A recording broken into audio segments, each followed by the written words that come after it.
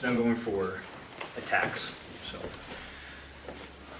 just went through the exercise to get on here, see how your partner's going to try and escape, just by observing what frames they use without you having going right into techniques, thinking like, okay, I've got to have this attacking technique, this attacking technique. The first thing I'm doing is just studying whether I'm playing here or here, what have you. I'm studying how my partner is going to move his body and post with his arms to attack. And the whole point is that every single one of the attacks really is going to involve at some point the use of the arms to create a frame, get a grip, so on and so forth. So when I am in the classic position, one of the main things, again, thinking back to sort of self-defense roots, I don't want him to, grab my groin. I don't want him to be able to, hit me from the bottom, which I'm pretty much out of range for that anyway. And I want to be free from my own arms to attack. So a lot of times from here, the simple things to do is, again, without over-committing to his arms, but as I feel him start to go to attack, right, I can just sort of hand fight with him briefly, and then I'm looking for my next position. Right? If I am committed with my grips to the more modern game, I do have to release the grips to attack, in which case either while I'm like this, he could be fishing for, say, my foot or something like that, or he could be going into his attacks, but at least I'm anchored to him, so it's going to slow everything down, right? So say he does the classic, he's going to stuff my foot. Okay. So from here, maybe I just make a little adjustment to now put weight on that foot. So as he's going to shrimp against it, I make a little adjustment. Right now I come in, now I'm looking for an attack.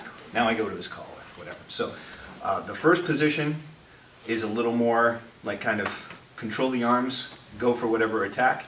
Study, see what openings he creates as he's trying to get your weight off of him. Second one, I'm anchored to him. It's going to slow him down, even though his arms are fairly free to move because mine are committed. I'm not going to grab his arms in that case, but I have the opportunity to see exactly what he's trying to do and be able to adapt to it, right? So that's sort of the idea. That being said, let's just start to go into the some like high percentage attacking routes. One of my favorites is the common setup for the baseball back choke because it's so powerful, and really the fight from here is that first grip. So from here, I'm going to show it from classical position. You can do it for either, right? So I'm up here like this, okay, kind of playing off of him. Ryan's starting to move his body, right? So I get this, and now what I'm doing is, instead of this whole game to now trying to open that up and slide that in, okay, just controlling, and I'm going to touch his neck, okay, make that initial connection, and I'm going to do that without, again, way leaning too far, okay? So just kind of playing up here, so just kind of touching his neck, and then once I'm here, right, then I just fish that grip in, okay? Now, could I open with my other hand or whatever? Yes, but really all I'm doing is first control, right? He's going to be starting to move, right? Touch the neck, make sure I have a connection, and then I just work that in, okay, here. So it's 4 fingers inside, touching his artery. Okay, he now knows what's coming. It's going to be this other side, so he's going to be moving, he's going to be defending, right? So I'm playing him here like this. I adjust. Now I slide in my thumb, but I'm not trying to do that from way up here. I'm actually just touch his neck, and then I work my thumb in, right? So we go around here. Creating a connection before the lapel, as opposed to looking to like find this perfect lapel grip, tends to be a much easier feel for you guys than if you're like trying to finagle this thing while your partner's live, explosively trying to deny it. So from here, positional maintenance, right? I get this, I work it in. Now he knows the second one's coming, okay? So again, I touch, and now look how easy it is to get that in. All right, now, he's going to be doing all sorts of things at this point, knowing that this choke is probably coming in. So, and again, obviously, this is this particular variation is gi-dependent. There is a no-gi version too. But what I'm going to be doing now, from here, as he goes to have all systems go to defend my grips, is a couple things. One, I'm going to bring my elbows together. So that's going to make it harder for him to swim his arms inside and be able to create a big separation. So I bring my elbows together like this. So now he's only kind of getting his wrist and forearm in. And I'm going to slide my knee up at this point.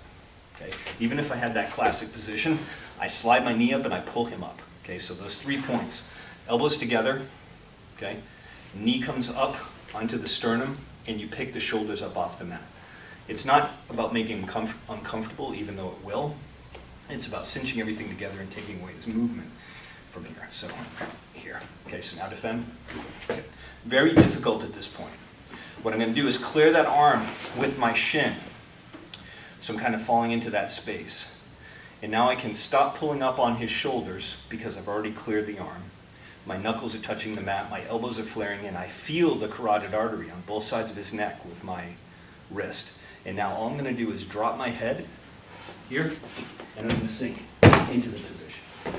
Okay? So my arm's just coming together like that. I don't have to do any crazy wrist action. I'm just letting my body sink and the angle take care of it. Okay? I'll show that from the side real quick. So playing in here, okay, I'm controlling and make sure I'm not overcommitting my weight in a particular direction. And I see a little opening in there, so I touch and I work that in. Okay, first thing I make the connection and I just bring my fingers in. If I need to do a little adjustment, I can. Okay, this one too, when it went in, I touch his neck, then I just work the thumb in. Okay, as opposed to trying to get that perfect lapel grip. First I make a connection, then I just wiggle my fingers in on the far side, my thumb in on the near side. Okay, elbows immediately go together. Test it real quick here before you progress. Okay, can your partner shrimp towards you?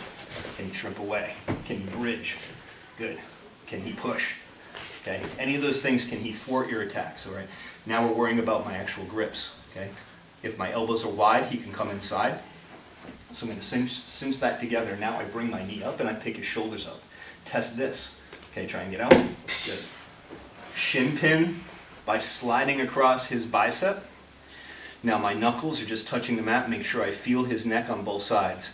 And slowly, so you can feel that it's not power, it's mechanics, I'm going to start to turn back towards him, dropping my head down, squeezing my wrists together. And almost always before your head even comes down here and you get chest to chest, he's already tapping. Okay? Everybody good? Let's go ahead and try it. Back up here, okay? Doing the same idea from here. So whether I'm playing up like this, down like this, okay? I touch the neck, I work the fingers in, okay? I'm working positional maintenance the whole time. He may be starting to move around. So now, this time, I'm just going to capture at the elbow because this arm is usually doing something, especially if he feels this, you know, he may already be defending, or he'll feel this hand start to approach for the second one, and now I just capture. That's going to be like probably the biggest scenario there, okay? So he feels me going in for the second hand, he goes, oh, I know what that is, baseball bat choke setup, so now I'm just captured. And I want to be above his elbow, and since he has a gi, I'll use it. I just get 4-finger grip here. If he didn't, I would just, again, I'm not trying to emphasize the thumb and fingers gripping part, it's more just like cupping this, because what I want to do is, like I'm carrying something really heavy here, big TV or platter or something, so carry it close to your core with your elbows in like this. Now what happens is, I'm actually supporting, I don't have to use my arm too much because I'm supporting my forearm on my own thigh, so I have good structure in there. That makes it hard for him to pull that elbow back to the mat, see? Very easy. So I'll just close my fingers to make sure he can't, you know, wiggle it out that way, and if I have a gi, I've got a little bit extra. So, in here like this, okay? Now, you know, at any point, I can just toggle back and forth between those, but as I go here, he goes to defend, I just capture this, and now I hold it, and I don't have to rely on pulling up with my arms and shoulders. Okay? Once I have this, I'm going to want to attack with it, okay? So if I get good control here, I feel like I've kind of got his arm stuck. Now what I'm going to do again is kind of slide my shin up a little bit higher, okay? So from here, where I would be, I'm putting the weight back on Ryan right now, I'm just going to slide my shin up a little bit more here, okay? So I just take a little transfer of weight here, like this, and now watch. Bring this in.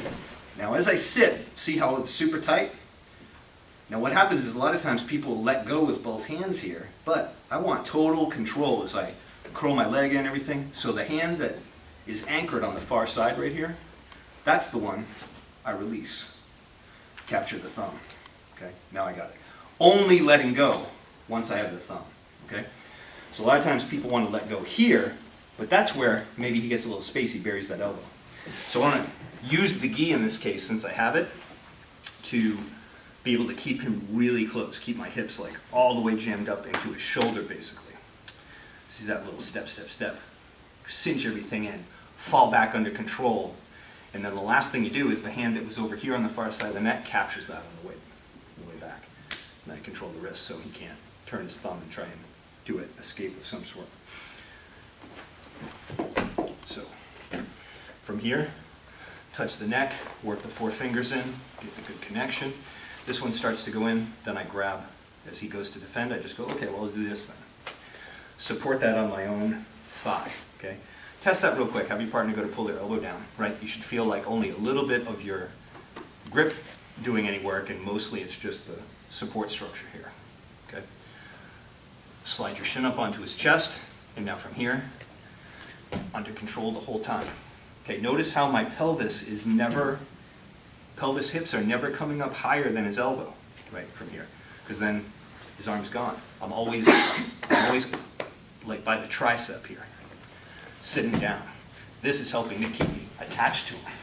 I sit back, I curl, and then right as I get here, that far side arm comes, and then I go capture the thumb, okay? Now wait for him to turn that here, pinching, curling, got it, okay? Everybody good? Let's try it.